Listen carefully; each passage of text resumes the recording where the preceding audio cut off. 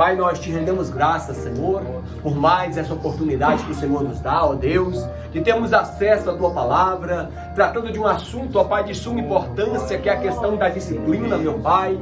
Ó Deus, que o Teu Espírito Santo venha nos dar discernimento, entendimento, ó Pai, da Tua Palavra, porque esse é o nosso anelo, esse é o desejo da nossa alma, ó Deus, é aprender mais de Ti, é ser instruído pela Tua Palavra, é andar, Senhor, de conformidade com a mesma. Ser conosco, ó Deus, nesta noite, e nos abençoe pelo conhecimento da Tua Palavra, em nome de Jesus. Amém, Senhor. Glória a Deus.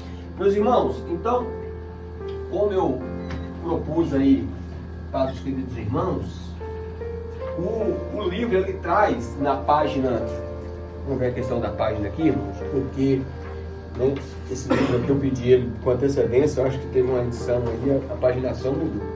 A questão da revisão geral, deve estar na página 18, aí suas aí? Isso mesmo? Página 18, né? Então aqui, ó, entre as páginas 18 e 19 do livro de vocês, ele vai fazer uma revisão geral de todos os tópicos e subtópicos que nós vimos até agora, né? Então ele vai falar, ó, até aqui você aprendeu que o vocábulo educação vem do latim educatione, que quer dizer instrução, né? Então, outros pontos aqui interessantes, ó, estudamos também nessa lição que os pais hebreus, ele colocou aqui obrigados, né? Mas na verdade é responsabilidade dos pais educar os filhos desde cedo, tá, irmãos? Desde cedo. Nunca subestime uma criança, nunca. Por mais tenra que ela seja, por mais pequenininha que ela seja, não duvide da capacidade intelectual, cognitiva dessa criança. Claro, em condições normais, tá, irmãos? Estou falando condições normais. É claro que às vezes crianças, infelizmente, às vezes tem um problema aqui, tem outro ali. Eu estou falando dentro das condições normais, tá? Vimos ainda nos tempos de Jesus, né, que ele fala aí que a criança, ela tinha que aprender a lei, tá? Ela tinha que aprender também os cânticos, né, que era o chamado Halel, né, também chamado de cânticos pascais, né, os cânticos que eram entoados ali nas peregrinações. Então, desde cedo as crianças já eram instruídas na liturgia, né, da religião. E aí ele fala, né, que aos 6 anos a criança passava por uma espécie de jardim de infância, que ela era acompanhada por um pedagogo, onde ela aprendia as primeiras letras, né, claro, de um modo primitivo, né. Vimos ainda que os rabinos judaicos, né, deveriam aprender uma profissão, para não viver único exclusivamente, né, da questão do ensino, eles tinham que aprender também uma função. Vimos também que aos 12 anos o jovem judeu devia empreender uma peregrinação ritual a Jerusalém. A gente vê claramente isso na vida de Jesus, lá com 12 anos ele foi em Jerusalém, está narrado lá no Evangelho de Lucas. Vimos ainda que nos tempos de Jesus havia grandes 2 escolas de teologia, né, que era de Hilel e de Shammai. Inclusive Paulo fazia parte dessa escola aí de Hilel, tá? Que Hilel, Gamaliel na verdade era discípulo de Hilel. Vimos ainda, né, que, por exemplo, quando o reino foi dividido, o reino do sul se destacou porque nós falamos aqui os avivamentos que foram promovidos por alguns reis, por quê? Porque eles se ocuparam em instruir o povo na lei do Senhor. Então nós aprendemos aqui que o avivamento vem sim pela palavra de Deus, né? Nós falamos também aqui que a educação dos filhos depende muito da educação dos pais, porque esses são, né, é responsabilidade deles. E às vezes os pais caem no erro e falam assim, não, mas do jeito que eu fui educado, eu vou educar. Às vezes não vai dar certo, não. Alguns princípios morais, claro, eles devem prevalecer. Agora, se você quer adotar o mesmo sistema de educação há 40, 50 anos atrás, adotar hoje, aí é meio complicado, tá? Então, por isso que a gente tem que rever algumas coisas, né? Vimos também que um dos mandamentos de Jesus, antes deles ter assunto aos céus, foi que os discípulos ensinassem a palavra. Então a igreja do Senhor, ela deve priorizar sim o ensino da palavra de Deus. Lá na última linha, lá no último ponto aí da página 18, aprendemos também que Jesus ensinava com autoridade. E essa autoridade consistia em quê? Porque Jesus verdadeiramente vivia o que ele ensinava e ensinava o que ele vivia. Então a autoridade consiste nisso, tá? A gente confunde muito. A autoridade não consiste em gritar, berrar, e fazer estripulia, e bater. Tá acompanhando aí, Macléria? Tá certo aí? Tá certo aí a página aí? Tá certinho? Ah, tá. É porque, irmãos, ó, se tiver a paginação errada, vocês me avisam, tá? Porque eu tô indo aqui pelo meu livro, e é nele aqui que eu marco tudo, tá? Que eu já preparo a aula. Então, se tiver um erro de paginação aí, do número de páginas, irmãos, me ajuda aí, tá? Então, a autoridade não consiste em gritar, em manipular e ficar... Não, a autoridade consiste em você viver a mensagem. Lembra de Esdras 7:10, que nós falamos aqui? Primeiro ele buscou a lei, depois ele viveu a lei, ele obedeceu, ele cumpriu aquilo na sua vida e só depois ele foi ensinar. Então, imagina a autoridade humana, né? Aí ele fala de alguns reis, né? Por exemplo, o rei Josafá, ele destaca que ele espalhou ensinadores pelo reino do sul, do Judá. Vimos também a escola bíblica de Esdras, né? Acabamos de citar Esdras. Aprendemos também que o que mais se destaca na carreira ministerial de Paulo foi o ministério de ensino, né? Paulo, dos 27 livros do Novo Testamento, ele é autor de 13, né? São as famosas cartas paulinas.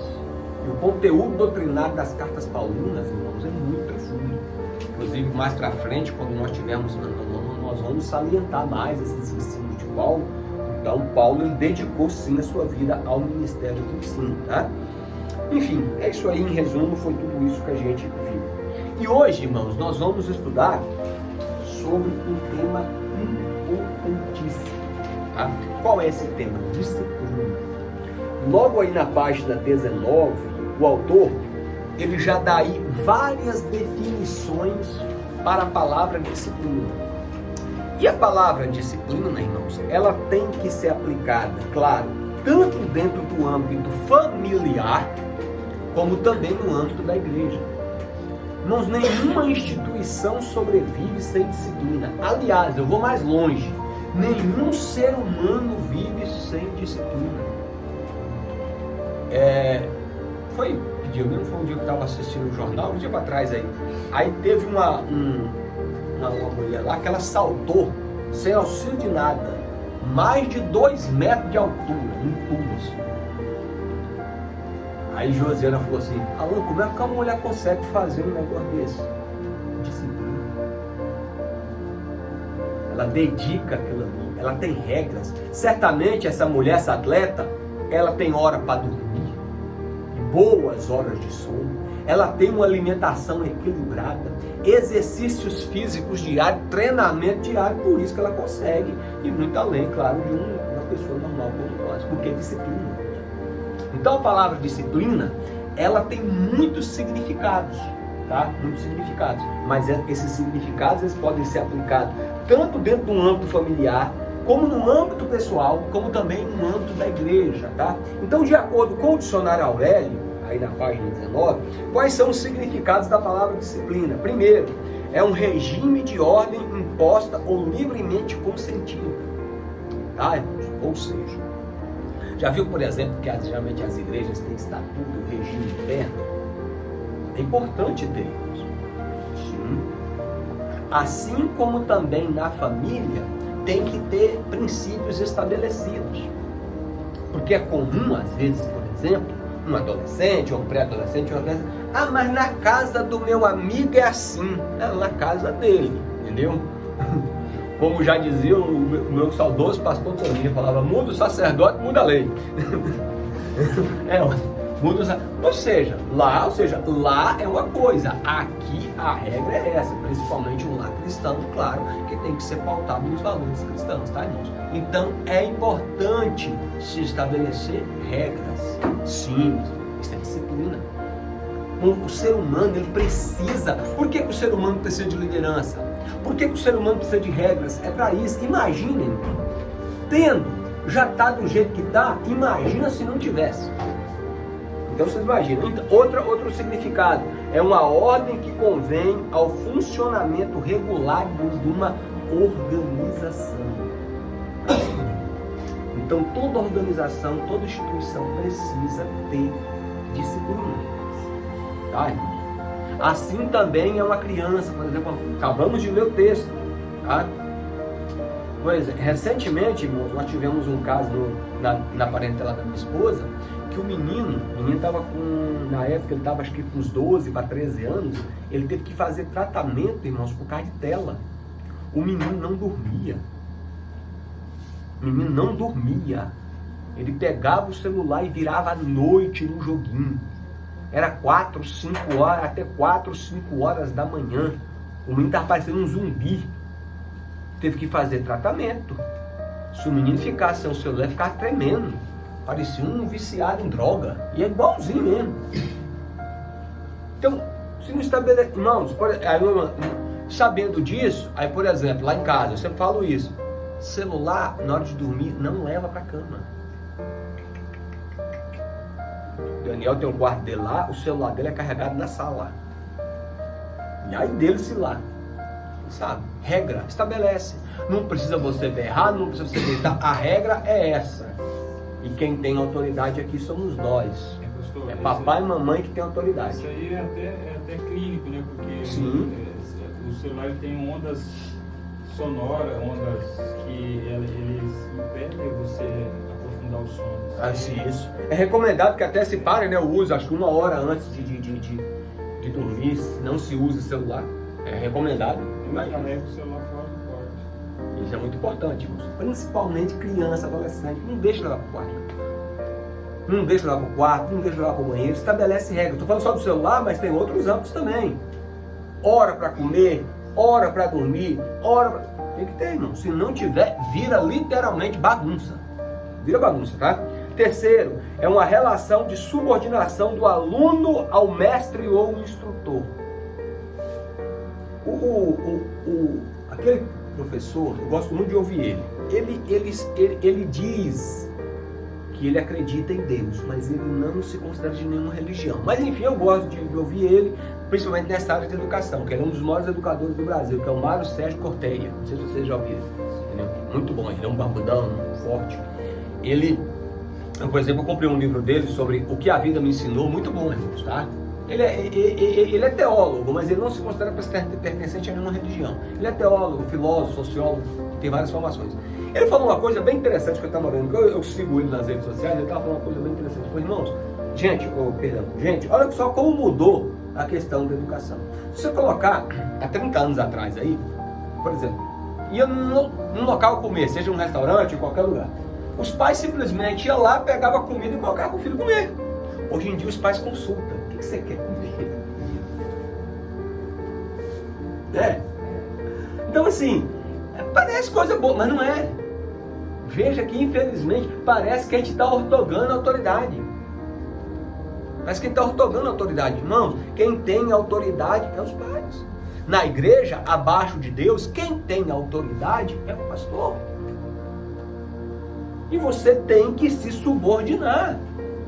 Tá? Por exemplo, eu ia começar o curso agora essa semana. Na sexta-feira eu ia começar o curso lá na minha igreja.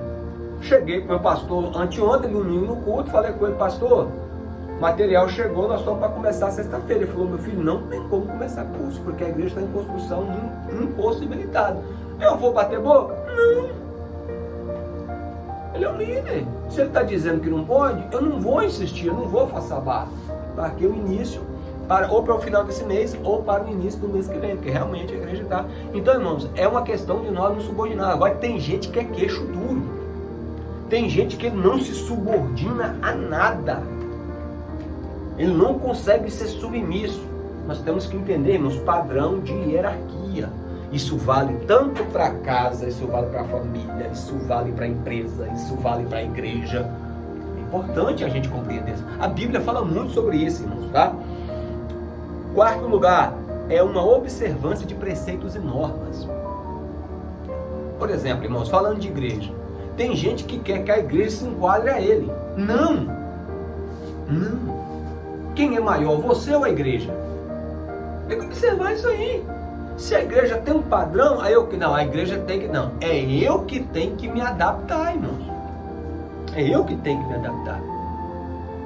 Sempre quando se tem, entendeu? O menor é submisso ao maior, o que fala lá em Hebreus capítulo de número 7. Mas essa aí é a inversão que está acontecendo na nossa sociedade. Exatamente. Entendeu? Porque hoje, tipo assim, se você é o menor, você tem mais direito que a maioria. Exatamente.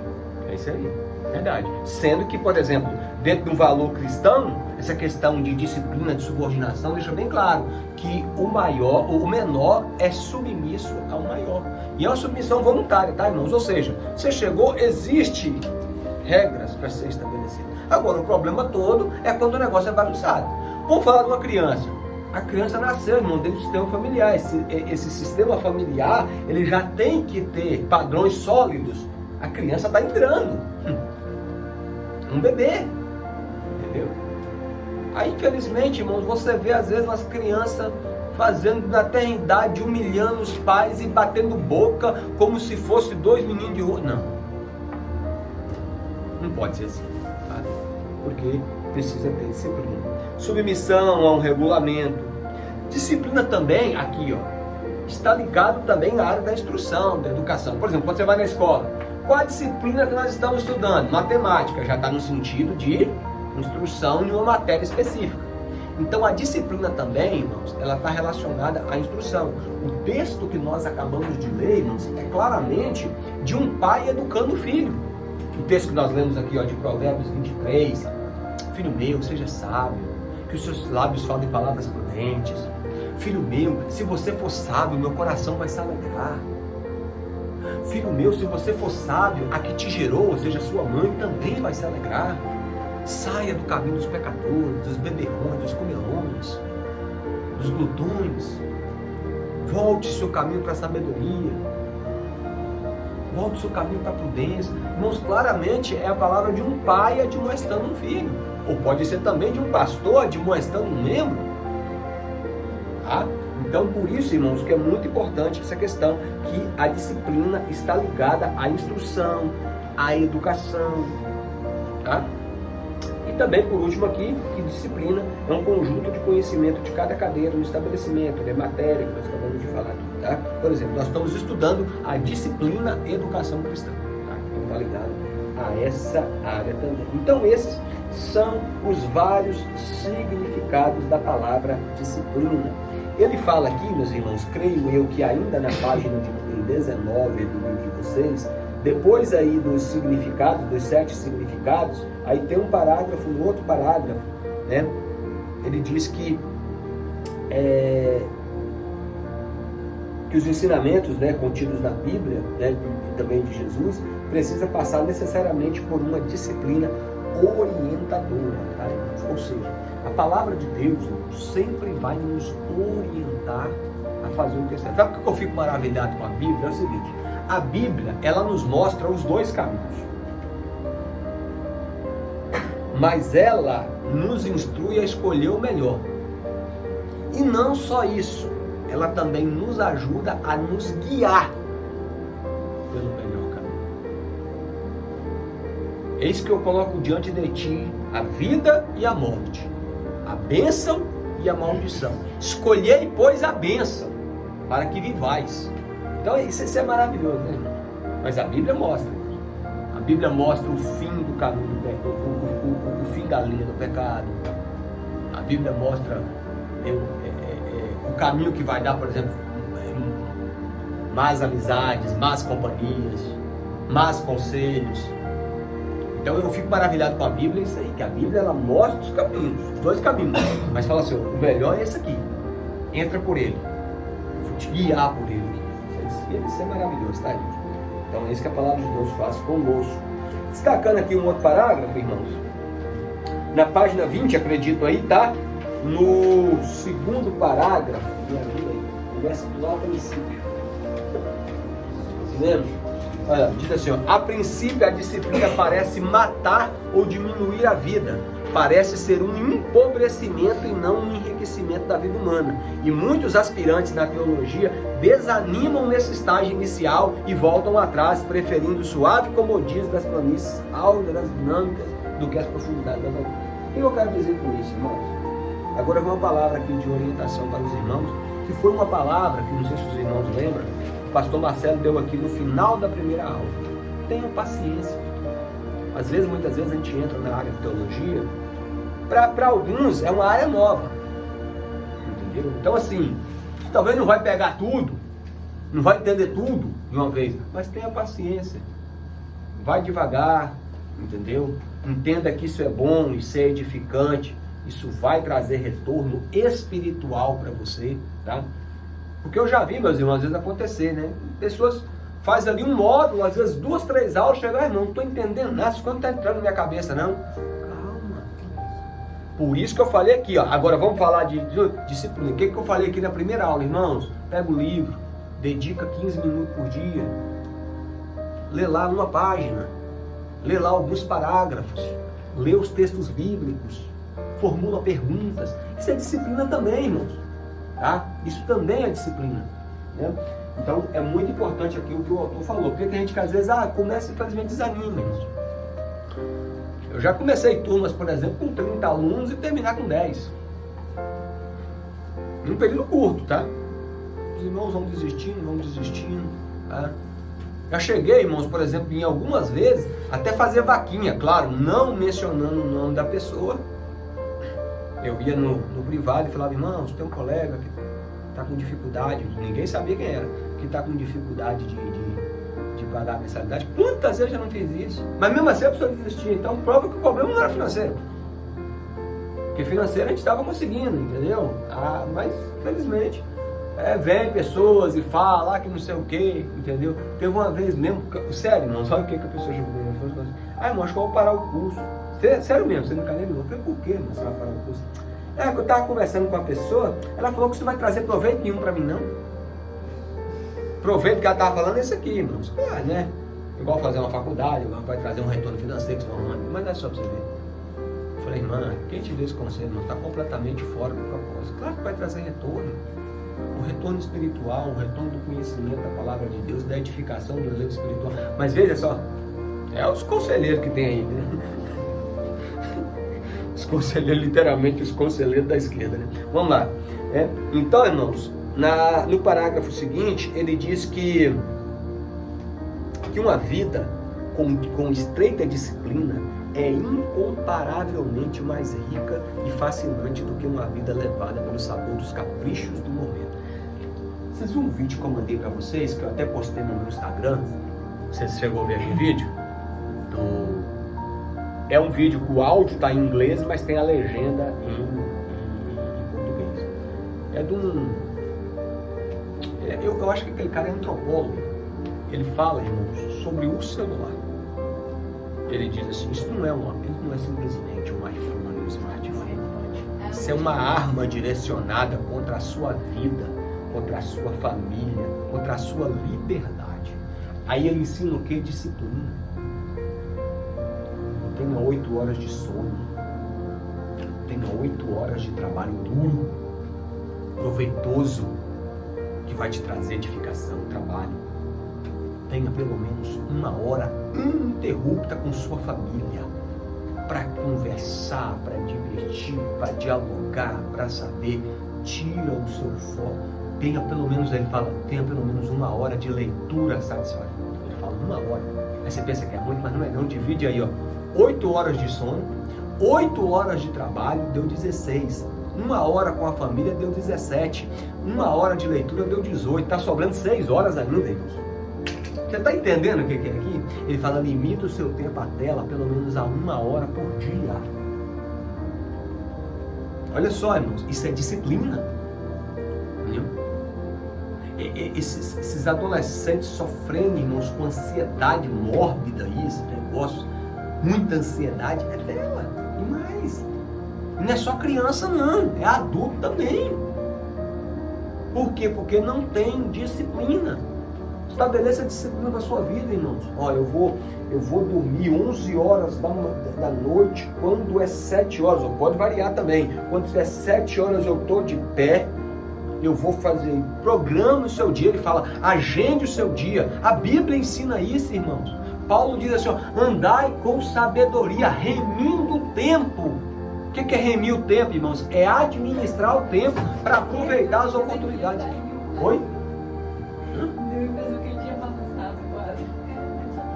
Não, foi uma Eli que mexeu ali na... Quer falar, irmão? Quer falar? Não, eu ia comentar, esses dias eu estava vendo no Instagram mesmo, eu estava vendo um vídeo, eles comentando sobre as pessoas os grandes empresários que saíram do Vale do Silício. E a maior parte deles opera exatamente com o celular, né? Desenvolve aplicativos, essas coisas assim. Aí eles estavam falando que no Vale do Silício, as pessoas, os empresários que tiveram suas empresas, se formaram ali, eles não permitem que os filhos usem o celular. O Steve Jobs, por exemplo, é um exemplo claro disso. O saudoso bondoso, né? O que criou o iPhone. Ele criou o iPhone e os filhos dele não tinham o iPhone. Pois é, e hoje quando você vai falar isso para uma pessoa comum, ela acha que você está falando um absurdo. Mas tipo assim, se a pessoa que criou aquilo ali não permite que os filhos usem. É uma coisa para se pensar, né, irmãos? Então, depois os irmãos, vai lá no grupo, eu coloquei no grupo lá, dá uma assistida, é um videozinho de 1 minuto e pouco, irmãos. Mas é muito interessante o que aquele camarada fala ali, tá? Disciplina, irmãos, tenha disciplina. Por exemplo, não foi para vocês que eu estou acompanhando, nós estamos acompanhando agora 2 casais na igreja. A última visita que eu tive, a grande reclamação da mulher foi essa. O camarada chega do trabalho, certo? Trabalho duro, né? Ele está cumprindo, mas quando ele chega em casa, o camarada é o tempo todo no celular. Incomoda a esposa, porque a esposa quer conversar, passou o dia todo fora. Saiu de manhã cedinho, chega em casa 6h30 da tarde. A esposa quer conversar, quer falar, tá, né? E o camarada vai lá, se isola, entra no quarto e celular. Aí ele ainda questionou, mas é o meu divertimento, eu gosto, que ele disse que ele gosta de brincar o joguinho também. Então, irmãos, sim, mas brinca lá meia hora e dá tempo pra mulher, ué. Ué. Tita, é o seu lazer, é o seu passatempo? Tá, beleza. Mas você vai ficar no seu passatempo 4 horas? 3 horas? Não, isso é falta de disciplina, irmãos. Você estava comentando aí sobre a questão de ser um vício, mas na realidade É um vício. Porque ele, quando você, principalmente em rede social, você fica falando as coisas ali, você libera dopamina no corpo quando você está acessando aquilo ali, que é o hormônio do prazer, né? Do prazer. E aí, quando a pessoa fica sem, por isso é um vício, e quando a pessoa fica sem, é a mesma sensação que o viciado em droga tem. Porque o viciado em droga, ele se vicia exatamente no prazer que a droga Exatamente. Ele fala aqui, irmãos, que são poucas as horas de folga de um homem que tem uma vida, né, disciplinada. Ou seja, o que quer dizer? Que ele ocupa o seu tempo naquilo que realmente tem proveito. Tá? Eu te pergunto, por exemplo, camarada, a pessoa ficar 4 horas num joguinho, que edificação vai trazer para ele? Isso para mim não é um passatempo não, isso para mim é um vício. Passatempo para mim é se, por exemplo, ele vai lá, sei lá, talvez um joguinho que ele gosta do celular lá, ficar meia horinha. Será? É sério. É sério. O quê? A série. Pois é. Tem gente que é viciado nisso aí, entra ali, assiste uma atrás da outra, é verdade. Entendeu? Então não é um passatempo, virou um vício. Era novela, né? Pastor, eu uso bastante meu celular, mas eu uso pra mim olhar, a gente ora muito. Então, Mas eu uso. sim, aí eu tô falando, usar sim, mas com um fim proveitoso. Tá? Quando ele fala ali, por exemplo, eu uso o celular, por exemplo. Eu uso o celular porque eu tenho os grupos, né? Eu tenho um grupo de EBD que eu posto, eu limito, né? Eu faço 2 postagens por dia no grupo, porque o grupo é fechado, não é só eu que posto. Aí eu faço porque é da lição decorrente, então eu limito isso aí, 2 postagens. Aí tem o grupo da missão, que eu também posto, às vezes um vídeo, ou tá. Tem o grupo da caravana. Então, mas o que ele está falando é o seguinte, é você não usar, entendeu? Para fins banais. Entendeu? Para fins banais. 3 horas, 3 vezes no dia. Por quê? Porque ora pessoas enfermas. Eu sei. Não, tudo bem. Mas o que ele está falando, o que ele fala no vídeo ali, é para você não usar de maneira, né, insensata, né, com coisas que não edificam. Se você está usando para trabalho, por exemplo, pessoas que trabalham com o celular, tem jeito, né? Pessoas que trabalham com o celular, tem pessoas que vendem através do celular, tem pessoas que, enfim, tem pessoas que o celular para ela é mais do que um entretenimento. O celular para ela é literalmente uma ferramenta de trabalho, tá? Então é nesse sentido. Outra coisa que ele fala aqui, meus irmãos, achei bem interessante o que ele colocou aqui, é porque tá aí, eu acredito que tá na página 20 ainda, tá lá mais pro final da página, que ele fala que o homem disciplinado é austero consigo mesmo e indulgente com os outros. O que é isso, irmão? O Porque tem pessoas o seguinte, ele cobra demais dos outros, mas ele mesmo não faz por onde.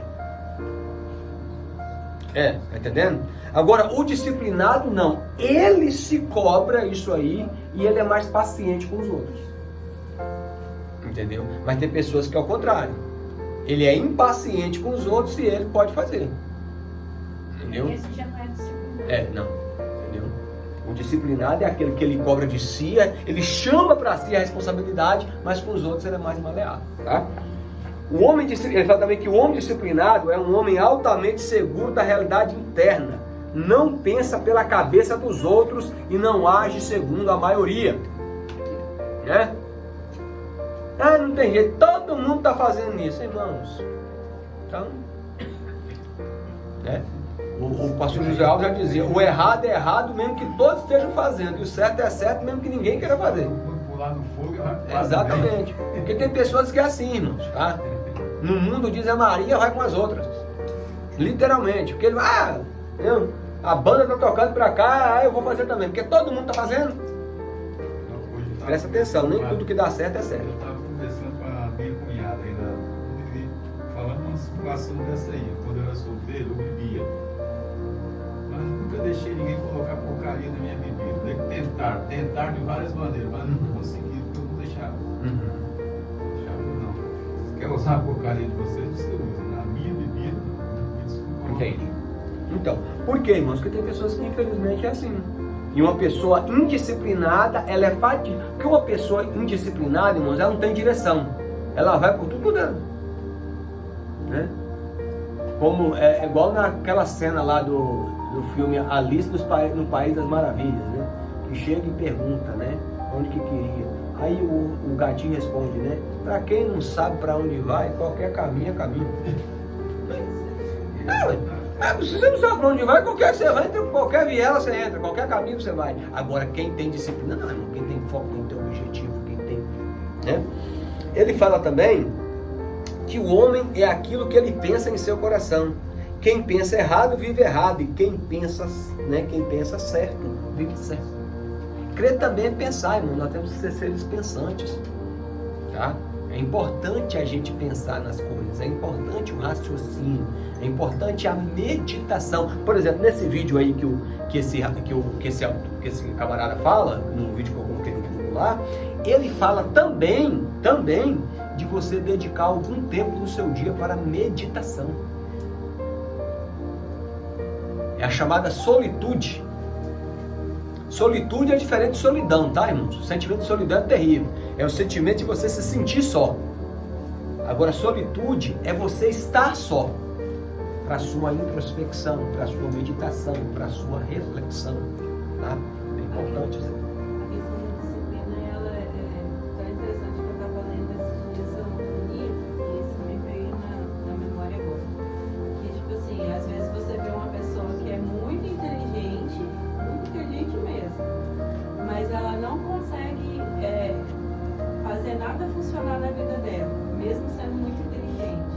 E às vezes uma pessoa que não é inteligente, mas é disciplinada, consegue as coisas que a inteligente não consegue. Porque uma pessoa disciplinada, ela é introspectiva, por exemplo, ela diante de uma atitude, ela já pensa um pouco lá na frente.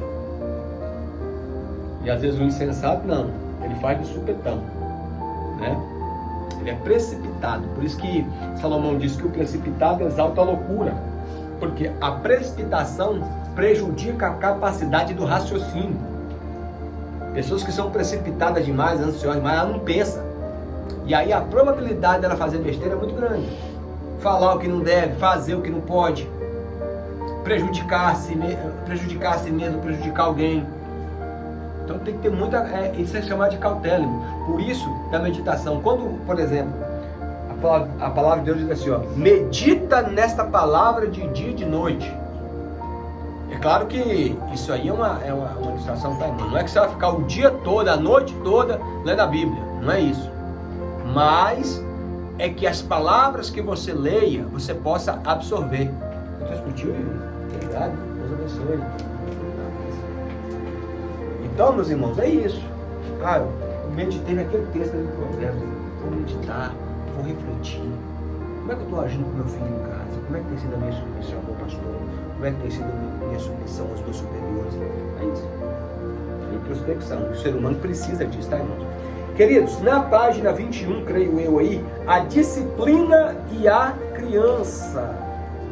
Aí ele fala aí, meus irmãos, nos parágrafos seguintes, tem o texto aí de Provérbios 22:15, né? A estultícia ou a tolice está ligada ao coração do menino, mas a vara da disciplina a afugentará dele. Afugentará o quê? A tolice, né? A estultícia. Aí, ele fala um pouquinho sobre as fases do desenvolvimento. Ele fala que na infância, a pessoa ela é autodeterminada pelos pais ou por outros fatores alheios, tá vendo? É um texto negócio de criança mandando.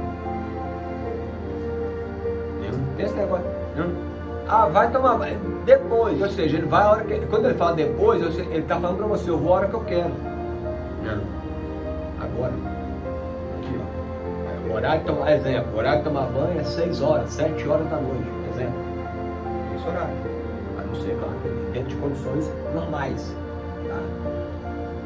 É complicado, irmão, esse negócio. Eu vou falar, vem comer, menino, pera aí. Aí na hora que a comida esfria, aí ele quer comer. Não, irmãos, é dois trabalhos, de fazer, de esquentar, enfim, e essas outras coisas, tá? Então, a criança, ela precisa entender que a autoridade dentro do lar é do papai e da mamãe. E ponto final. Entendeu? Aí na adolescência, o ser humano já é mais egodeterminante, né? Na adolescência eles acham que eles sabem de tudo. Meu pai, minha mãe, tá ultrapassado. Eles acham que eles é a última bolacha do pacote, é verdade. E aí é claro que você tem que agir de maneira diferente, mostrando para ele como a sua maturidade para ele se colocar no lugar dele. Tem o dobro, tem o triplo da experiência que você tem. Você está aí com 14 anos, por exemplo, eu tenho 40, tenho quase o triplo da sua idade, entendeu? Mas para isso você tem que mostrar maturidade, conversar, entendeu? De uma maneira que ele mostre conhecimento das coisas, tá? De uma maneira que ele possa dialogar. Agora já não precisa mais você ficar mandando nada, não. Agora é no diálogo. Tem pais que às vezes não conseguem ter isso, entendeu? E tá, e grita, e não. Por exemplo, o Daniel, por exemplo, irmãos, ele está na fase que ele está questionando, por exemplo, alguns ensinamentos da igreja. Da igreja, entendeu? Ele está questionando, ele questiona. Eu tenho que ter toda uma habilidade para poder falar, mas tem que ter conhecimento, tem que ter maturidade, tem que sentar e explicar. Não é simplesmente, não, senta e conversa. Senta e conversa de maneira clara, de maneira solista. Por quê? Porque o adolescente acha, porque eles têm muita informação, mas eles têm pouquíssima maturidade. Muita informação, pouca maturidade. E aí é você que tem que encontrar esse ponto de equilíbrio, tá? Informação eles têm demais, tá? Daniel, por exemplo, quando ele chega, irmãos, ele dá tanta informação pra gente no assunto do outro, você vê, mas aí eu entreguei com a maturidade. Por exemplo, o dia que eu falei para ele, eu não sou obrigado a concordar com tudo, mas é minha função respeitar. Eu posso respeitar discordando. Sim. Você está entendendo o que eu estou falando? Eu posso discordar de alguém e respeitar a pessoa. Isso é prudência. Tá? Então, assim, na adolescência, eles acham que eles sabem de tudo, tá? Eles acham que eles sabem de tudo, mas não sabem. Eles têm muita informação e pouca maturidade, tá? Aí ele fala que com a entrada da maturidade, que é a idade adulta, o homem se torna autodeterminante sobre, né, a sua individualidade espiritual. Então, veja, irmãos, que, por exemplo, um dos propósitos do apóstolo Paulo, do ensino dele, era trazer a maturidade para os cristãos. Irmãos, um cristão maduro, ele faz toda a diferença. Se você ler lá, por exemplo, em Colossenses, capítulo 1, versículo 29, versículo 28, perdão, Paulo diz assim, ó, eu me esforço, ensinando, admoestando, para apresentar todo homem, aí ele usa a palavra teleios no grego, tá? Essa palavra aqui, ó, teleios, tá? Teleios, que a versão Almeida Revista Corrigida, a ARC, ela traduz como perfeito, só que não é uma tradução correta, porque a palavra tele, isso que eu falo, irmãos, uma hora nós vamos entrar aí nesse âmbito aqui de tradução de Bíblia, de originais, de línguas, das línguas originais grego e hebraico. Essa palavra teleios, quando você vai traduzir as escrituras, não é só trocar uma palavra pela outra. Você tem que entender o seguinte: a palavra que eu estou traduzindo aqui para esse idioma, ela tem que ter o mesmo sentido que ela teve para o seu idioma materno. E aí, meus irmãos? Por exemplo, por isso que a Almeida Revista Corrigida lançou a versão da Bíblia Palavra-Chave. Você já viu essa Bíblia? Quem já viu essa Bíblia? Palavra-Chave. Foi idealizada pelo pastor Antônio Gilberto, saudoso pastor Antônio Gilberto. Por quê? O pastor Antônio Gilberto, irmãos, ele era versado no grego koiné e no hebraico bíblico, só para você ter uma ideia. E ele encontrou mais de 450 erros de tradução na Almeida Revista Corrigida. Aí ele propôs a versão da Bíblia Palavra-Chave, que vem com um dicionário de Strong's. Depois, na próxima aula eu vou ver se eu trago para vocês, eu tenho ela, Palavra-Chave. Aí no final da Bíblia tem um dicionário de Strong's. Aí, por exemplo, quando você vai lá no texto de Colossenses 1:8, tem a palavra, 1:28, tem a palavra lá, perfeito. Aí ele grifa a palavra e aí vem um númerozinho em cima. Um número, você viu, não é como? Aí esse número é um código. Por esse código aqui, você vai lá no dicionário de Strong's e pesquisa a palavra. E você vai ver que a palavra perfeito no grego é teleios, que dá a ideia de maduro, adulto, experimentado. Essa é a tradução. Então, o propósito de Paulo não é perfeito no sentido de olhar a palavra, não somos perfeitos, mas era que os crentes atingissem a maturidade espiritual. Porque, irmãos, tempo de crente não significa maturidade. Tem crente que tem 30 anos na igreja e é menino ainda. Infelizmente é verdade. Arruma birra por qualquer coisa. Calundu por qualquer coisa. É uma ciumeira. Coisa de menino. Não é menino, não é assim? Pirracento, ciumento. Menino não é assim? É menino. Porque não amadureceu. Lá em Hebreus também, Hebreus 5:14, ele vai falar assim, ó, pelo tempo que vocês têm de fé, vocês já deveriam ser mestres. Tem gente, irmãos, que já está no calibre de ensinar, ainda precisa ser ensinado. Ele fala isso. Pelo tempo que vocês têm, já deveriam ser mestres. Mas eu tenho que ensinar para vocês novamente os rudimentos, porque vocês são meninos. Tem que alimentar vocês com leite. Aí ele fala assim, né? Porque o leite é para quem é menino, mas o alimento sólido é para quem é teleios. Ele usa mais uma vez a palavra teleios, que pelo conhecimento da palavra sabe discernir tanto bem como mal. Louvado seja Deus. Irmãos, você trabalhar com um crente maduro é a coisa mais linda que tem. Agora, do outro lado, você trabalhar com um crente menino, Jesus, você tem trabalho mais. E o trabalho é dobrado, sabe por quê? Por que é dobrado? Porque eu sempre digo que o processo de educação é mais fácil do que o de reeducação. Irmã Rita sabe o que eu estou falando aí, né? Irmã Rita que já foi professora sabe o que eu estou falando. Educar é bem mais fácil do que você reeducar. É difícil, irmão, reeducar.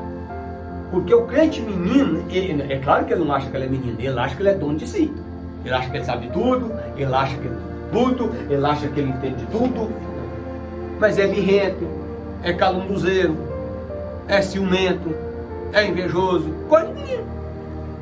Você tem que deixar as coisas. Por quê, irmãos? Porque quando você trabalha com pessoas maduras, a obra flui. Esses tempos atrás eu estava conversando com um pastor, não sei o que mas é não tinha de pai. Estava conversando com um pastor. E aí conversa vai, conversa vem. Ele pegou e falou assim, eu nunca mais piso o pé naquela igreja. Eu falei, por quê, pastor? Rapaz, fui lá, o povo nem me convidou para sentar no púlpito. Tá vendo a imaturidade? Não lê a Bíblia, né? Qual é a diferença de você participar de um culto sentado lá em cima ou aqui embaixo? Meu Deus do céu! Irmão, se me convidar eu vou, mas se não me convidar não vai mudar absolutamente nada. Mas para ele disse que ele nunca mais pisava o pé na igreja. Meu Deus do céu, que rádio! Coisa de menino. Fala aí, mano. Na Bíblia tem um texto lá que fala sobre isso, né? E inspirar a ser convidada. Eu tô falando. Tem um texto. Se eu for convidado, uma pessoa não for também, eu vou adorar a Deus. Aí eu te pergunto, uma pessoa dessa no decorrer do culto, será que ele adorou a Deus? Acho que não. Porque ele ficou com a mente só nisso. Não me convidou para você estar lá em cima. Situação dessa aí. Nem adora a Deus, não vai nem cantar, não vai nem adorar o Senhor, porque estava preocupado em sentar lá, né? Uma coisa que fizesse alguma diferença. Não, pelo amor de Deus. Não. Então é isso que eu estou falando, irmãos, tá? Então, a proposta de Paulo, então, um dos principais propósitos do ensino da palavra é trazer os crentes à maturidade cristã. Tá, irmãos? Isso é muito importante, tá? E aí, meus irmãos, aqui no último parágrafo do tópico, a disciplina e a criança, tá? Ele fala assim, ó, é no último parágrafo do tópico, tá? Antes do título castigo, tá assim, ó. Como já vimos, a disciplina às vezes suscita sentimentos desagradáveis, principalmente na criança e no adolescente, porque para eles a disciplina parece tirar sua liberdade, privando-as de suas fictícias ideias ilusórias. Mas quando disciplinados em tempo hábil, tá? Ao se tornar adulto, ele reconhecerá o valor da disciplina e agradecerá quem o disciplinou. É o que diz lá em Hebreus, irmãos. Inclusive, ó, grava esse texto aí, tá? Outro texto aqui que eu vou colocar aqui para vocês, ainda sobre disciplina. Hebreus capítulo de número 12. Deixa eu só conferir aqui de que versículo até versículo. Hebreus capítulo 12. É do 5 até o 12. Então, ó, Hebreus. É outro texto aqui sobre disciplina, ó. Hebreus 12, do 5 ao 12. Então, o escritor fala, ó, nenhuma disciplina ela é bem aceita de início, mas depois ela vai produzir os frutos. Depois, tá? Fala, meu bem. Esse versículo aí, quando eu era... É engraçado porque eu lembro desse negócio quando eu era pequena ainda, eu era quase criança para adolescente. Um dos pastores da igreja no passado. E aí isso ficou gravado na minha mente porque, tipo assim, essa passagem, e realmente, às vezes na hora assim, você acha ruim. Eu sempre quando eu era corrigida em alguma coisa, na hora eu ficava com raiva e esse versículo me vinha à memória. Aí ficava, tipo assim, mas não falava não, né? Só ficava ali aquela não sei o quê.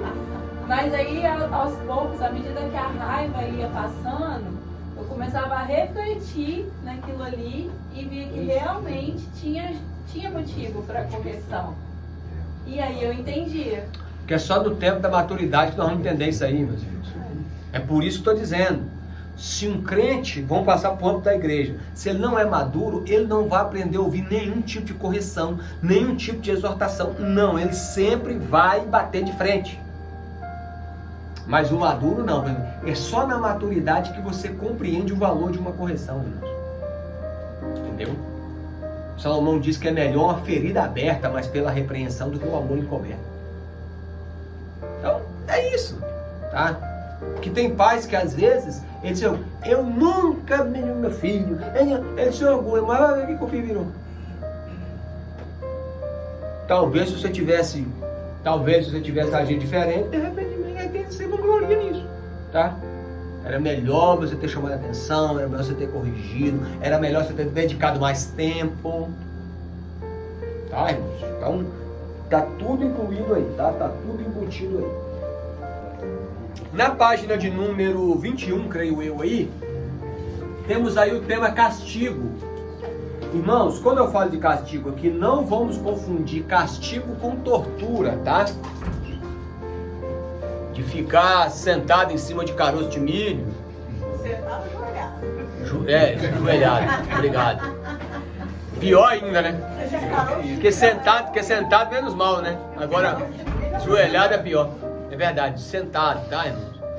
Torturas, agressões físicas, tá, irmãos? Isso não é castigo, tá? Agora na disciplina, sim. Mas não vamos confundir. E isso é tão sério, irmãos, que eu tô falando, que infelizmente tem pais que agem assim. Teve uma vez mesmo, mas só pra você, eu me lembro que eu tava começando na caminhada, mas tipo assim, eu nunca me esqueci dessa mensagem, não, se tratando desse tema. Foi ter um culto, né? Era um culto com as crianças. E aí foi um irmão pregar. E aí eu nunca me esqueço de uma frase que ele falou assim: se o seu filho estiver dando birra para poder ir para a igreja, dá umas boas cipuadas nele. Mas muita gente fez isso e acabou perdendo os filhos. Pra você ter uma ideia, quando eu conheci Josiana, eu tinha 18 anos, ela tinha 15. Tá? Ela estava afastada, porque a avó dela fazia isso com ela.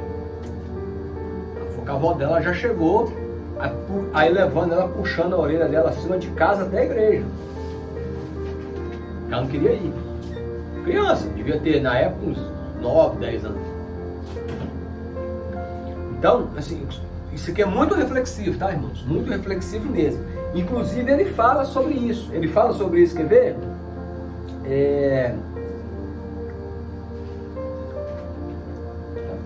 Aqui, página 22. Ele começa falando aí que no cristianismo muitas vezes a gente pinta um quadro daquele Deus malévolo, Deus punidor. Deus vai te punir, Deus vai te castigar. Você acha mesmo que a mensagem que nós estamos passando acerca de Deus é positiva? Não. A gente sabe que Deus é um Deus justo, tá? Mas muitas vezes é o que a gente passa, a figura nossa muitas vezes transmite uma figura de um Deus, né? Aquele Deus sanguinário, aquele Deus vingador, que vai punir, que vai castigar, que vai matar. Então, assim, muitas vezes a gente incorre nisso aí, tá? Se você não fizer, você vai pro inferno, não sei o quê. É verdade, irmãos, tá? Não tem argumento. Aí ele fala aí, ó, muitas vezes, tá? Que Deus trata com o homem de acordo com o que ele é, não, né? Ele fala que um pai não trata uma criança de acordo com a sua maturidade, mas de acordo com a ignorância da criança. Então, eu vou dar um exemplo claro para vocês. Dando um exemplo, fica mais fácil. Eu me lembro que uma vez, que criança é natural, irmãos, da birra para ir no culto. Entendeu? Eu lembro que era um culto de domingo. E geralmente, assim, quando eu tinha um dinheirinho, para poder poupar a varoa também em casa, domingo acabava o culto, geralmente a gente ia comer um salgado, tá? Entendeu? Aí, né, olha só pra você ver. Aí ele falou, não quero no culto hoje não. Eu não lembro quem foi, foi Anthony, o mais velho, né? Não quero no culto hoje não sei o que, aquela birra, né? Sempre, normal. E eu falei, tá certo então. Então, né, a gente vai ficar em casa, né? E aí, Josiane, você prepara aí, vê o que tem para preparar de janta aí, que nós vamos. Aí ele, não vai lanchar hoje não? Eu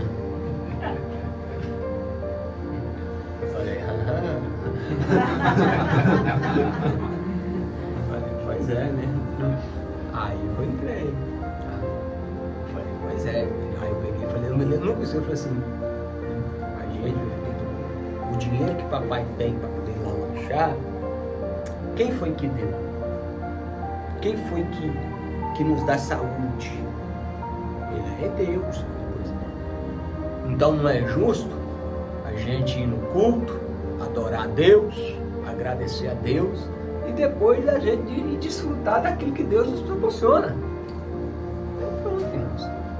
Você tem muito mais maturidade do que ela. Tem muito mais maturidade do que a criança, irmãos. Tá? Mas aí os pais às vezes arrumam uma bagunça, você vai e nem que seja debaixo de couro. Não, irmão, não faz isso não, você está perdendo seu filho dentro de casa. Eu já vi uma mãe batendo na cara da criança lá na outra igreja lá, ela dá uma igreja. No culto, dentro do culto. Ficasse na salinha. Só que ele não tinha costume ainda, porque a criança não tinha aquele hábito de ir, ela ia de vez em quando. Ele pegou, ficou chorando, ela deu um tapa na cara dele. Misericórdia. Ele chega a falar aqui, meus irmãos, que muitos filhos de cristãos saíram do cristianismo e se tornaram ateus. E ele pergunta por que isso. Ele dá um exemplo, por exemplo, do cientista chamado Voltaire. Voltaire, muito conhecido, né, um cientista francês, né, muito conhecido, que ele foi criado num ambiente cristão e se tornou a descrença dizendo que só poderia crer num Deus que pudesse sinceramente amar mais do que o cristianismo, ou seja, infelizmente, irmãos, ele não foi criado de acordo com os postulados do cristianismo. Não foi criado, infelizmente, irmãos, muitos. Eram até pais piedosos, mas infelizmente no que tange a educar o filho, a disciplinar o filho, ele falhou feio. Na Bíblia, por exemplo, nós temos isso. A gente vai ver Davi, por exemplo, ser um excelente rei, mas como pai foi um fracasso como pai, infelizmente, tá? E a gente às vezes incorre disso aí, tá? Que aí depois os pais perguntam: onde foi que eu falhei? Onde foi que eu errei? Muitas vezes os erros estão aí mesmo, tá? Eu, por exemplo, eu aprendi essa máxima e eu sempre digo: nunca force ninguém às coisas espirituais, nem Deus force. No livro de Zacarias está bem claro: nem por força e nem por violência, mas pelo meu espírito, diz o Senhor. Não adianta você forçar. Você tem que ler a Bíblia, você tem que orar. Faça você. Vamos orar. Vamos ler a Bíblia. Vamos fazer o culto doméstico. É dessa maneira. Aí o pai fica falando: você tem que orar, você tem que ler a Bíblia. Mas o filho não vê o pai orar. O filho não vê o pai ler a Bíblia. Outra, o filho vê que aquilo que é ensinado está distante da conduta do pai, está distante da conduta da mãe. Tudo isso eles observam. Chega uma hora que eles, infelizmente, eles criam aversão de igreja. Aversão desse pseudo-cristianismo que a gente vive. É verdade. Esse pseudo-cristianismo que a gente vive. É uma dura realidade, tá, irmãos? É uma dura realidade de ver, por exemplo, filhos cristãos que foram criados num lar cristão, aparentemente, e depois se voltar até mesmo para o ateísmo, para a descrença. Isso é terrível, tá? Ou seja, muitas vezes estamos perdendo os nossos filhos dentro da própria casa, tá? Aí ele fala aqui, meus irmãos, lá para o final mais da página 22, lá no... antes do texto de Provérbios aí, 27:6, né, que fiéis são as feridas pelo que ama, mas o beijo de quem odeia são enganosos. Lá em cima está assim, que o castigo físico só deve ser executado quando a criança cometer o erro. Ou seja, o castigo físico que eu falo é a palmadinha, que às vezes é necessário, é só quando os outros argumentos falharam. Tá? Outra questão: tem pais que infelizmente ele faz do culto doméstico um culto de doutrina. Não, irmãos. Que aí vai falar dos erros, você fez isso, não, escolhe outra hora, a hora do culto não. A hora do culto você prega a palavra de Deus, você ensina a palavra de Deus, você adora a Deus, você canta louvores, é culto, tá? Deixa a disciplina, deixa a doutrina para outra hora, numa hora mais ocasional, tá? E é por isso que as crianças estão lá, quando fala a cultinho, Ou senão, Papai e mamãe vai descarregar. Senão ela fala assim, ó, vou te castigar e você vai ler a Bíblia agora, viu? Isso. Então, Castigando com as coisas espirituais. O de castigo é ler a Bíblia. É. E aí ela cria a versão. Eu, por exemplo, não fazia. Esses dias meu menino estava lembrando, o mais velho, que é casado. Eu, assim, da época, né? Eu falava assim, Anthony, se você ler o livro de Provérbios todinho, eu te dou R$5. Ele debuiava aquele negócio. Né? Só que eu pedi explicação pra ele. Eu li 2 capítulos, mas o que fala lá? Aí ele, então, vai lá ler de novo. eu quero um relatório aí. Fala qual é o assunto principal lá? O que fala lá? O que você entendeu ali? Aí, assim, ele queria ler rapidinho pra poder ganhar o dinheiro. Pra que ele caia do cavalo. Enfim, ele tava lembrando, tá vendo que nunca esquece? Por quê? Porque não foi uma tortura. Entendeu? Eu aprendi isso aí num livro do Mike Murdock, que se chama O Propósito de Deus, que o Mike Murdock ele falava que o pai dele fazia isso com ele. De ler alguns textos ou determinados trechos que o pai dele dá uma mesadinha pra ele lá, uns dólares pra ele. Então eu peguei isso aí. Mas ele não esqueceu. Por quê? Porque não foi por intermédio da tortura. Agora, bater no menino para poder ir pra igreja. Não. Castigar o menino com coisas espirituais. Fica aí orando. Você fez isso, vai ter que ler 3 capítulos da Bíblia. Ele vai tomar a voz da Bíblia. Exatamente. Então, são atitudes, irmãos, que às vezes a gente acha que está fazendo um bem, mas não. Não com força e não com violência, mas pelo meu espírito. Falar com a criança, você vai ficar bravo com você. Você vai ficar bravo com você. Não, aí não, porque olha, eu O quê? tenho colocado na mente das crianças assim, que o pastor é amigo e ele cuida. Porque antes falava assim, eu vou chamar o pastor. Chamar o pastor. Pai, o pastor tinha a figura de carrasco. Pois é por isso que eu entro aqui na sala das crianças, na hora do culto, pra mim ter Isso, entendeu? Porque a visão do pastor, às vezes, é aquela visão de carrasco, né? Que, tipo assim, se o pastor souber, foi igual os lençóis. Amiga, a Vitória falou pra Aurora assim, tia, é brava, agora ele quer o padre. Fala que eu sou brava, não. Ele gosta de ela já não fica muito aqui, porque ela prefere ficar com você, né? Que é parente. Aí quando eu tô aqui, ela vai e fala que eu sou brava. Não, Vitória, não fala assim. Não, é bom evitar. pode, não. É bom evitar porque aí cria uma imagem bem de carrasco, né? Da pessoa, não é bom não. Irmãos, então assim, todos esses temas que ele está falando, questão de disciplina, de correção, de instrução, tem um propósito fundamental que eu até expliquei aqui na primeira parte, que é o teleios, de conduzir a pessoa à maturidade, tá? Nós sabemos, claro, que o processo é um processo bem laboroso, mas vale a pena. Eu fico feliz, irmãos, por exemplo, eu abro, por exemplo, as redes sociais do meu filho, eu vejo nos cartazes, eu vejo ele postando vídeo, dando aula. Ele e a mulher dele, a esposa dele, eles são os professores dos jovens da congregação. Uma semana é um, outra semana é outra. Isso eu fico feliz. Vale a pena. É laboroso? Dá trabalho? Dá. Precisa de esforço? Mas vale a pena, irmãos. Então, assim, eu achei muito interessante, na página de número 24, ou 23 aí de vocês, quando ele fala aí sobre uma pessoa madura, a excelência da maturidade. Começa aí, mais pro meio da página, tá? Mais pro meio da página aí, por parágrafo vai dar 1, 2, 3, 4, 5, 6. No 7º parágrafo, ele começa a falar das qualidades de uma pessoa madura. Primeiro, ele é genial, mas nele não exige de ninguém que seja um gênio. Página 23. Tá todo mundo acompanhando aí? Tá? Ele é genial, mas ele não exige essa genialidade de ninguém. Ele busca ser, tá? Outra coisa, né?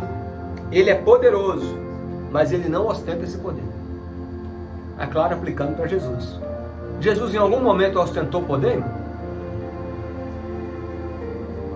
Irmãos, se nós temos alguma habilidade, não ostenta não. Nunca ostenta. Ostentar nunca é uma atitude de um servo de Deus, de uma serva de Deus. Eu me lembro uma vez, isso que eu falo para vocês que às vezes destrói a pessoa. Eu estava num culto, era um culto de tarde da bênção. Tinha uma irmãzinha que ela estava começando, aí deu a oportunidade de dirigir o culto, que era o trabalho de tarde da bênção era mais um trabalho dirigido pelas irmãs, né?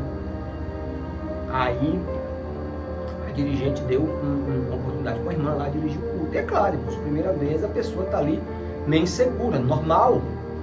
E aí ela estava no jeitinho dela, né? Entendeu?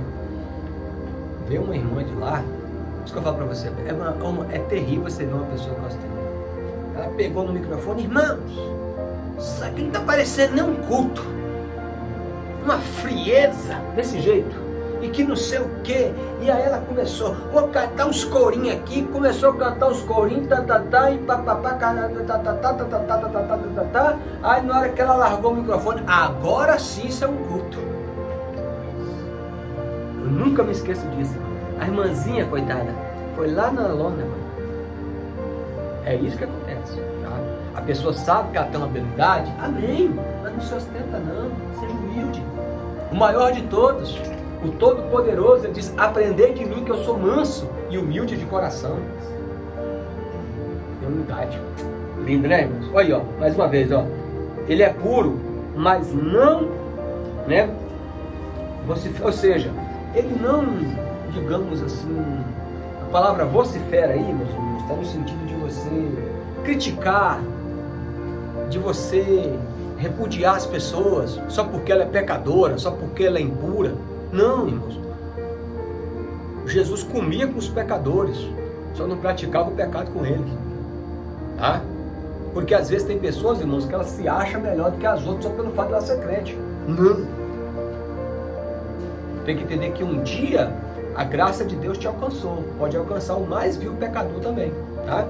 Uma pessoa madura também, irmãos, ela é humilde. Mas ao mesmo tempo que ela é humilde, ela também é serva. Glória a Deus. O maior de todos disse assim, ó: Jesus, eu não vim para ser servido, eu vim para servir. Então, o humilde, ele demonstra essa sua humildade principalmente através da servidão, tá? A pessoa madura, ela ama o que é sagrado, mas porém sem fanatismo. Ai, irmãos, tem pessoas que chegam às raias da... né? Por exemplo, eu já passei o desprazer. Irmãos, olha, eu sou totalmente a favor dos bons costumes. Quando eu vejo uma mulher de Deus, um homem de Deus bem vestido, eu glorifico a Deus, porque faz parte do processo. Agora não seja radical também demais, também não, irmãos. Que eu falo nesse sentido. Teve uma vez que foi até numa caravana missionária. Aí uma irmã foi lá e a gente viu, né? A gente percebeu que só pelas conversas da irmã era aquela irmã bem radical mesmo. Bem radical. Aí teve uma hora que ela chegou, aí veio uma irmãzinha lá, né? Assim, ela não se veste como um crente, por exemplo, assembleiano tradicional. Aí eu lembro que ela chamou toda sem graça. Aí ela passou assim, comentou, deu pai do Senhor com azul, chegou perto da menina: bom dia. Aí na hora a Josiana quebrou o gelo e falou assim: a paz do Senhor para você também, minha irmã, todos nós. Porque tem pessoas que chegam às raias do fanatismo.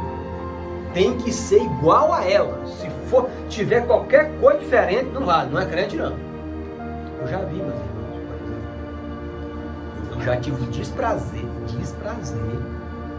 de participar de uma escola bíblica, no ministério onde eu reunia, numa congregação, que o professor que estava lecionando, ele falou assim: irmãos, o dia que alguém me provar que um crente batista é crente, ele falou desse jeito. Irmãos, isso é radicalismo, isso não revela maturidade. E se tem algum irmão da Batista ali? E se tem alguém? Irmãos, isso é radicalismo. Ah, a pessoa que usa bermuda não é crente. Quem é você para dizer isso? Muitas vezes quem usa uma bermuda, irmão, está com o coração mais puro do que quem usa uma calça. É uma indumentária que vai decidir. Isso é fanatismo, irmãos. Então a pessoa madura, ela ama o que é sagrado. Não, eu vou vestir uma roupa que glorifica o meu Deus. Correto. Sou totalmente a favor dos bons costumes. Agora o fanatismo é ruim. O fanatismo não revela maturidade, não. O maduro também, ele carrega fardos pesados, mas com leveza e sem gemido. Ele nunca fica: é que eu estou sobrecarregado, é que eu estou tarefado, é que eu faço tudo, fica tocando trombeta. Não. Carrega. Isso é sinal de maturidade, irmão. Não está dando mais para carregar, exemplo, na igreja, chega para o pastor, eu sou sobrecarregado aqui, eu tô passando meu carro. Porque tem gente que, às vezes, tem pessoas que gostam de tocar trombeta. Ele está com um monte de coisa para fazer, não está fazendo, mas ele gosta de gloriar. Porque aqui eu faço isso, eu faço aquilo outro, então é melhor que você faça uma, mas que faça com excelência, assim, tá? Mas a que é madura, ela assume os seus compromissos, ela faz os seus deveres e não fica tocando trombeta, tá? E nem fica reclamando aí, murmurando pelos campos, tá? O maduro, ele domina, ou seja, ele tem autoridade, porém sem insolência. Ele também fala a grandes distâncias, mas sem gritar. No caso de Jesus, né? A Bíblia diz que tinha uma multidão. Sabe o que Jesus fez? Pediu para entrar num barco e levar ele para a água. Por quê? Porque como naquela época não tinha caixa de som, né, meus irmãos? O vento, a sabedoria do mestre, levava a voz dele. Então, meus irmãos, a autoridade, não, por exemplo, pessoa que acha que para ter autoridade tem que bater na mesa, tem que gritar. Não. A autoridade consiste, irmãos, na prudência dos lábios, na autoridade de falar. Também faz revolução, né? Mas porém ele reconstrói o que foi destruído. Ama intensamente, sem exigir amor em troca. Né? Então o maduro é assim, meus irmãos. Isso aqui sim é a excelência da maturidade. Paulo diz assim: olha, Coríntios, eu vou até vocês, vos amando cada vez mais, ainda que por vocês eu seja amado cada vez menos. Está lá em 2 Coríntios capítulo 12. Imagina um negócio desse? Quando eu for visitar vocês, eu irei com um amor ainda maior, ainda que eu saiba que talvez o amor que vocês para por mim é menor, é pequeno. Mas, irmãos, eu sempre digo o seguinte: não fique preocupados com os sentimentos dos outros, você tem que preocupar com os seus sentimentos. Tem gente que fica atribulado com isso, que fica querendo controlar o que os outros pensam, o que os outros falam. Você vai ficar atribulado. Você tem que se policiar. Eu tenho que avaliar o que eu sinto. Será que eu estou sendo hipócrita? Será que eu estou sendo sincero? Será que eu estou sendo verdadeiro? É isso que eu tenho que julgar. Agora eu ficar preocupado com os outros. Eu tenho que avaliar os meus sentimentos. Tá? Isso é muito importante. Ó, serve aos seus semelhantes sem desejo de ser servido. Porque ele sabe que o papel dele é servir. Faz o bem a todos, mas é anônimo. Não precisa tocar trombeta, não precisa, né? Tem pessoas que até hoje, irmãos, se ela fizer qualquer coisa, eu vou falar do âmbito de igreja, se o nome dela não for falado lá na frente, desfaz tudo. Não, irmãos. Aqueles leprosos que salvou a cidade, o nome deles é citado? Lá em Provérbios fala de um homem sábio que livrou a cidade da destruição. O nome dele não é citado. Não é citado. Mas às vezes a gente se preocupa com isso. Aí que eu avalio, eu fiz para quem? Para a glória de Deus ou para a glória do homem? Eu fiz para quê? Para reconhecimento do Todo-Poderoso ou para reconhecimento do homem? E não são questões que nós temos que avaliar, irmãos. Tá? Pessoas que infelizmente é assim, ela quer que o nome dela seja citado aqui, ó. Ele faz o bem a todos, mas ele é anônimo, né? Ele rasga caminhos novos à humanidade, mas sem esmagar ninguém. Ou seja, irmãos, o maduro, ele sabe aonde que ele quer chegar, se tratando de Jesus, claro, para cumprir a sua missão, a missão da redenção eterna, tá? Mas ele não passa por cima de ninguém. Ele não esmaga ninguém, ele não pisa em ninguém. Esses dias mesmo aconteceu uma situação, olha só pra você ver, uma situação que tem a gente mora num condomínio. Aí tem uma família lá que mora no mesmo, só que o condomínio são vários prédios. Pra você ter uma ideia, irmão, mora mais de 6 mil pessoas nesse condomínio. O condomínio Viver Serra, lá na Serra. Se eu não me engano, são 11 torres. É muita coisa. Tá? São 5 entradas diferentes para o condomínio. Tá? Aí tem uma família lá que mora também no mesmo condomínio, mas não é perto de onde é que a gente mora, não. Eles não têm carro. Tá? Eles não têm carro. Aí o que aconteceu? Teve uma terça-feira que ainda estava dando aula, se não me engano, estava dando aula de um curso de missões. Que aí era na terça-feira também, não é isso? Na terça-feira. Aí na terça-feira tem culto da nossa igreja. Essa é a situação. Aí a irmã ligou para minha esposa e falou assim: vocês vão no culto hoje, eu queria uma carona. Ela falou: irmã, Alan não está aqui não, porque ele foi dar aula. E eu vou de ônibus. A irmã, tá bom. Aí ela falou assim: você quer ir de ônibus comigo? Eu tenho aqui. Aí, já não vou não, é só pra você ver. Aí depois, o pastor veio procurar Rosiana, que eles juntavam no culto.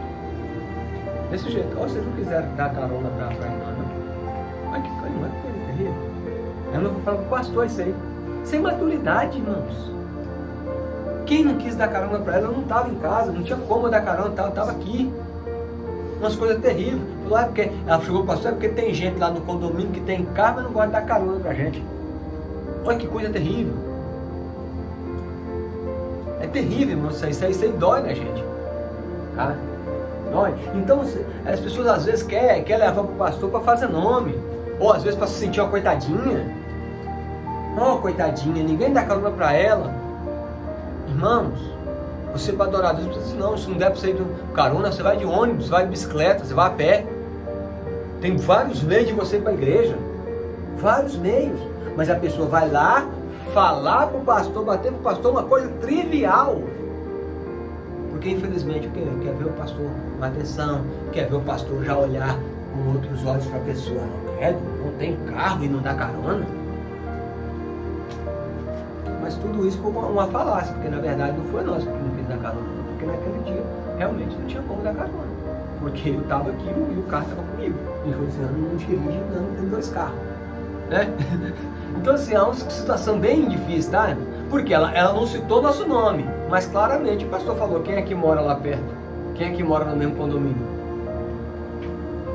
Estou falando, irmão, para você chegando, não precisa você para ninguém. Tem gente que tem prazer nisso, de chegar e lá, fulano, isso aqui, para fazer média. Isso é imaturidade, tá? Isso não é postura de um crente maduro, tá? Não é. Enfim, ele abre largos espaços, mas sem arrombar portas. Tudo isso faz um homem que é altamente educado. O pleno homem, o homem integral, o homem cristificado, aquele que pode dizer: não vivo mais eu, mas Cristo vive em mim.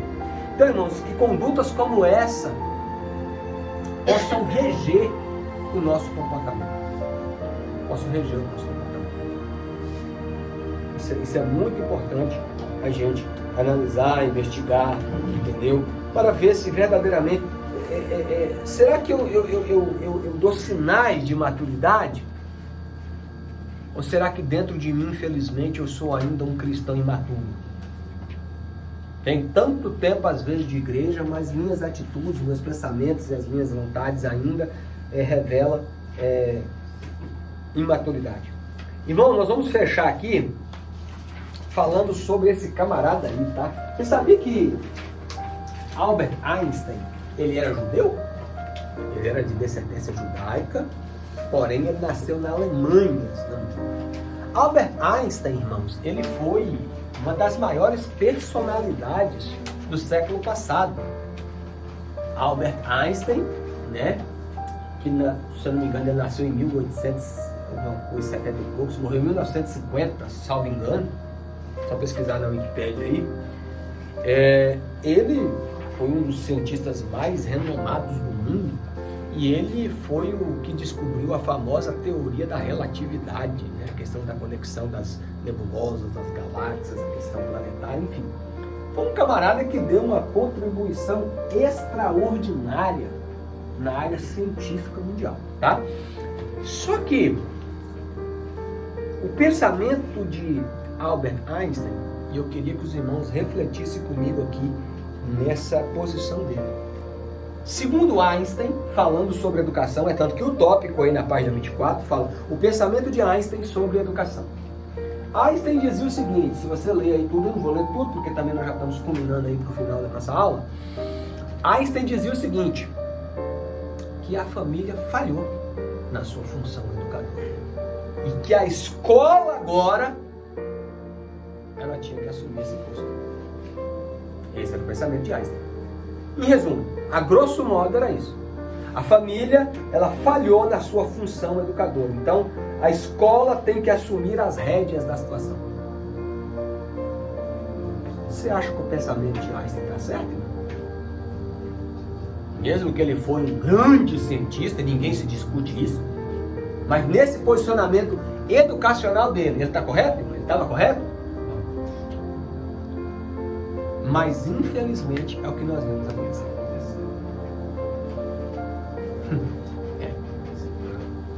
A família, irmãos, tradicional, ela perdeu as rédeas da situação. Não estou abrangindo todas, mas infelizmente uma grande parte. Sério. E a escola agora, literalmente, ela está doutrinando, irmão. Doutrinando mesmo, tá?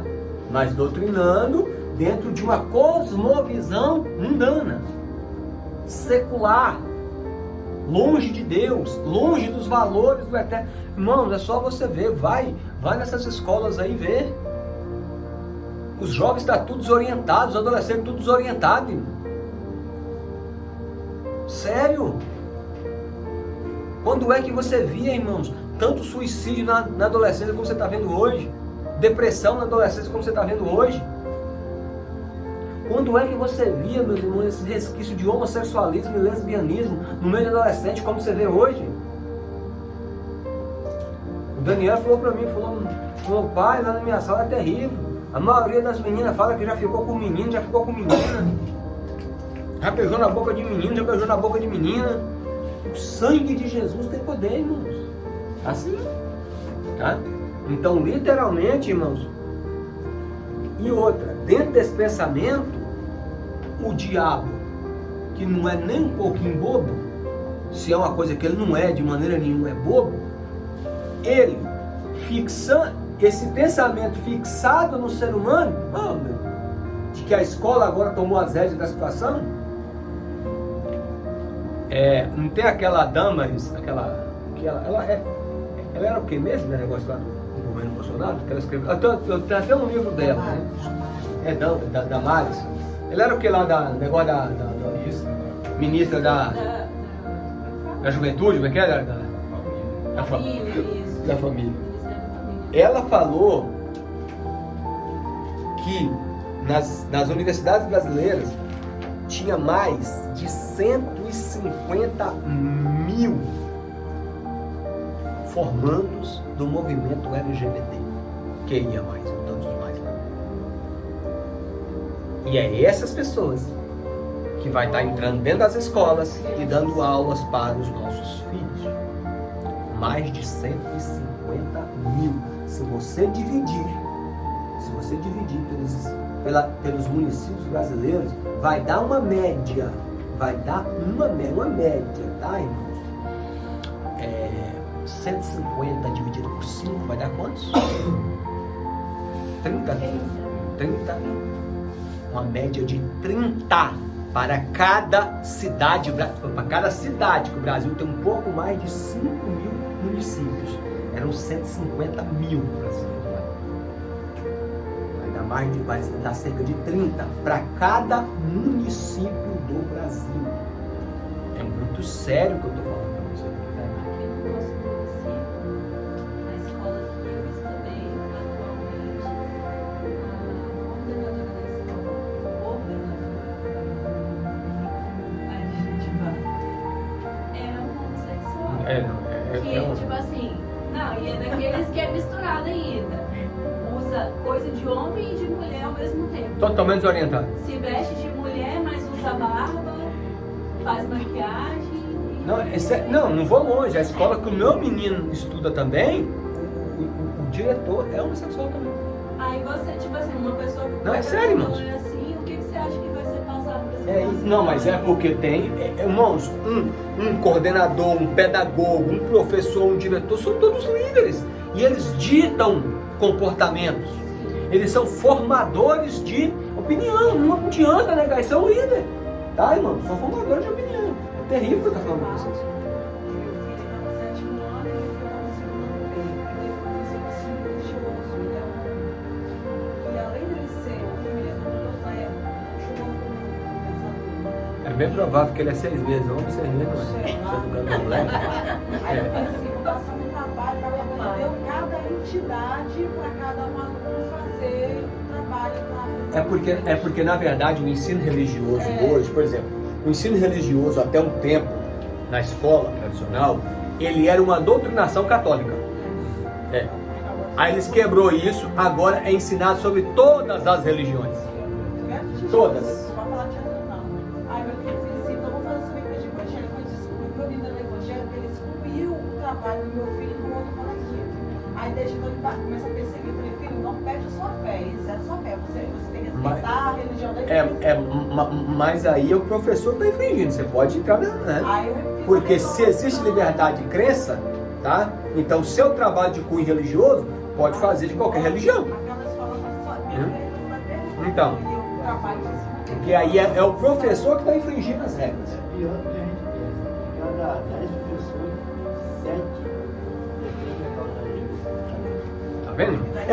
É mais sério do que nós podemos imaginar. E aqui, meus irmãos, aqui, pra gente encerrar, o autor começa aí, aqui ó, no último parágrafo da página 24, ele diz assim, ó, para Einstein, o ponto de partida para a educação é a motivação. No caso da educação cristã, os pais são 100% responsáveis pela construção do valor da criança.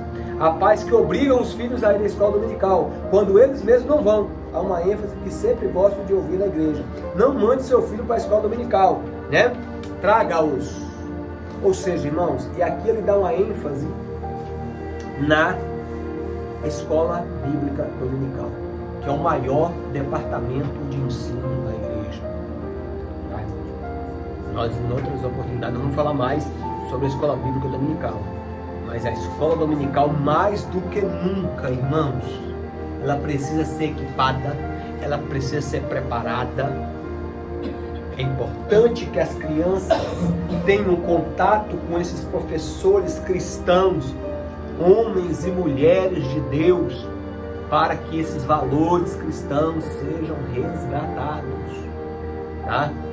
Sejam resgatados cada vez mais, tá? Então, eu fico triste, irmãos, quando eu vejo uma igreja que não dá ênfase para a escola dominical, que não é o caso dessa igreja aqui, claro.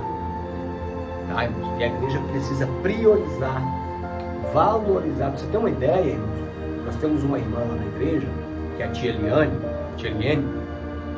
tá? O pastor conheceu, né? A tia Eliane. A tia Eliane, ela é líder do departamento infantil. Ela tá deixando o pastor maluco porque ela quer fazer uma igreja de criança na igreja. Ou seja, um pouquinho de espaço, talvez um pouco do que esse, os banquinhos do tamanhozinho deles, o púlpitozinho pequenininho, é esse, tudo esse que faz. É esse que vão cantar, é esse que vão pregar, é esse que colhe oferta, é esse que faz tudo. Ela viu isso lá no Rio de Janeiro que ela foi. Ela trouxe as fotos, deixou o pastor maluco. Pastor, eu quero fazer um negócio, nem que seja um espaço pequenininho, mas eu quero fazer um curso, eu quero fazer uma igreja de criança aqui. Igreja Kids, né? Igreja Kids. É igual, não, já ouvi muito isso. Não sei pra que isso. Antigamente não tinha isso e as crianças ficavam na igreja e...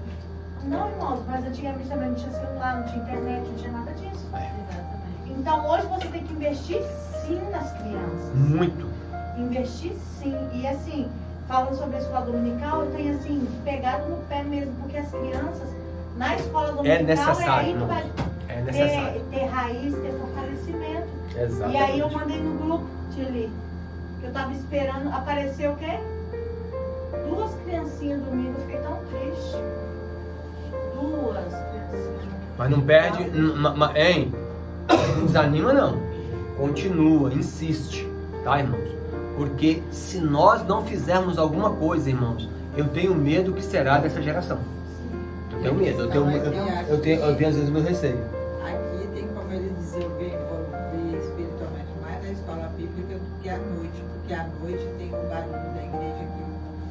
queira ou não, acaba influenciando, né? E aqui dentro, às vezes, tem 15, 20 crianças de idades diferentes. Já na escola bíblica, a gente... Já é mais dividido, né? Por faixa etária, né? É isso aí. Então, irmãos, fica aqui pra... Não, ainda tem pais aqui que eles não trazem as crianças para a igreja. Aí esse já estava falando com a Eli, assim, esses pais que às vezes não trazem as crianças para a igreja, vai acontecer que mais tarde eles vão ter problema com essas crianças. Mas e outra, a liderança, os professores têm que sempre estar salientando, mandando mensagens, tá? Para eles comparecer, para trazer as crianças. É importante, irmãos. Você vê a importância da sua Ana para você. Eu fui batizado com o Espírito Santo na escola dominical, na salinha. Então quer dizer assim, a importância que o Espírito Santo de Deus também dá nesse momento da palavra, porque nós não podemos se ausentar da palavra e da oração. É na palavra que há avivamento. Exatamente. Às vezes, pastor Laura, por causa de também ter que acordar as crianças cedo, mas não tem que acordar elas cedo para ir para a escola secular. Aqui está minha irmã, que meus filhos, que teve a época da minha vida que eu passei por um problema de saúde mental, eu não tive como cuidar deles.